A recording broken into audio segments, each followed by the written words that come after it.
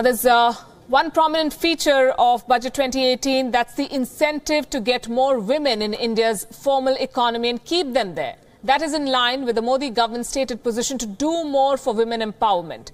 Finance Minister Arun Jaitley has said that the government will amend the Employees Provident Fund Act or EPF Act to reduce the Provident Fund contribution of women employees to 8% from the existing 12% with no changes in employers' contributions. And this move is aimed at encouraging women to join the workforce, enabling a higher take-home pay. In fact, this comes on the back of the economic survey, which says female labour force participation rate has declined to 24% in the 2015-2016 fiscal from 36% in 2005-2006.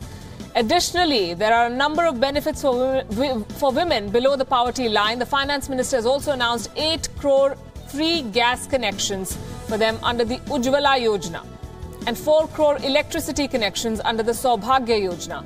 There's one more step to encourage women entrepreneurs. Loans to women's self-help groups will now increase. The budget for that has been hiked by as much as 37%.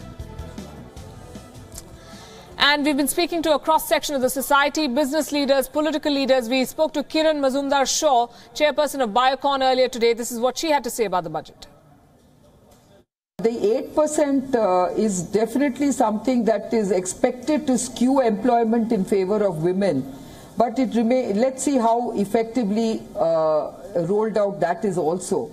Secondly, I think if there are two negatives that I'd like to talk about, one is about the 10% long-term capital gains tax that they have introduced, which I don't think is really going to serve the purpose, because you have a short-term 15% capital gains tax, and with the 5% differential, I'm worried that investors will take a very short-term view of the Indian capital markets. And you don't want that, especially at a time when we are trying to get more money in the market with which to drive some of the sectoral investments. So I really worry about that aspect of the differential, in terms of long-term capital gains. So what is the incentive for people to remain invested in the markets is my question.